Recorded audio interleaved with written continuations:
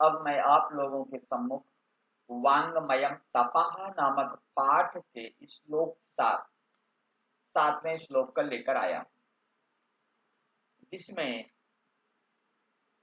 प्रस्तुत किया गया है कि आचार्यात् पादमादत्ते पादं शिष्यः स्वमेधया कालेन पादमादत्ते पादं स ब्रह्मचारिभिः। मैंने सदैव कह रखा है, वाचन बहुत जरूरी है। आप वाचन करें, उच्चारण करें, पढ़ें, तभी आप आगे बढ़ेंगे। जी, पुनः एक बार सुने। आचार्यात् पादमादत्ते पादं शिष्यः स्वमेधया कालेन पादमादत्ते पादं सब्रह्मचारिभिः। इसके पहले श्लोक में वाचन करने वाले या पाठ करने वालों के 6 गुण बताए गए थे। इस श्लोक में बताया गया है कि एक शिष्य कहां से कितना ग्रहण करता है, तब बाद में विद्वान बन करके अपने परिवार, अपने समाज, अपने प्रदेश, अपने राष्ट्र की सेवा करने के लिए वो तत्पर होता है, आगे बढ़ता है। यानी इसमें बताया गया है कि आचार्यात् पादमादत्ते, आदत्ते माने ग्रहण करता है, आचार्यात् आचार्य से पादम माने चतुर्थांश।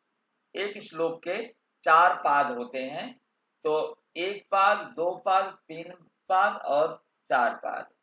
तो प्रथम पाद जो चतुर्थांश होता है, 1/4 यानी चौथा भाग जो होता है, वह आचार्य से ग्रहण करता है शिष्य। और दूसरा चतुर्थांश जो होता है, स्वमेधया, अपनी बुद्धि से।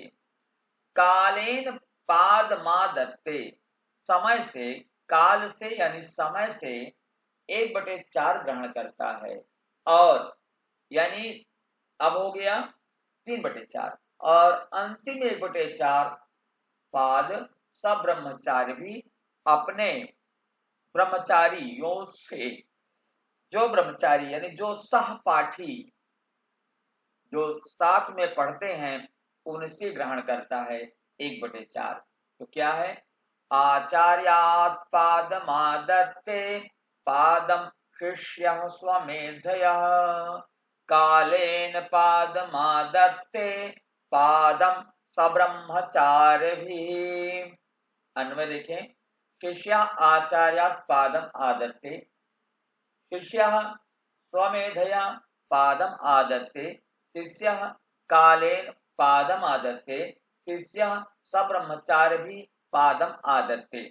शब्दार्थ, शब्द, संस्कृत अर्थ और हिंदी अर्थ। आचार्यात्, आचार्य से, यानी अध्यापकात्, अध्यापकात्, आचार्य से या उपाध्याय से या जो पढ़ाते हैं उनसे। पादम चतुर्थांशम, चौथाई यानी चतुर्थ भाग को। स्वमेधया, बुद्धया, स्वबुद्धया, अपनी बुद्धि से। कालेन, समयन, समय से। आदत्ते, ग्रहण करना या ग्रहण करता है। सब्रह्मचारी भी, सहपाठ भी, सहपाठियों से।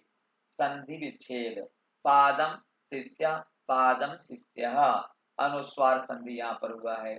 समास विग्रह, पदान समास विग्रह, सब्रह्मचारी भी, ब्रह्मचारी भी, आहितेन या सब्रह्मचारी भी, दोनों हो जाता है। तो यहाँ पर हो जाएगा आपका अव्ययी भाव समास। तो यहाँ पर सब्रह्मचारी भी लिखा जा, ब्रह्मचारी भी, सह भी लिखा जा सकता है। दोनों यहाँ पर समास पद बन जाएगा। तो यहाँ पर आहितेन लिखा है, हम इसे भी स्वीकार करते हैं। जो लिख उठता है, जो लिख देते हैं। और इसके अतिरिक्त मैं आपको ये बताना चाहूंगा कि ये इसमें सब्रह्मचारी ही लिखा है,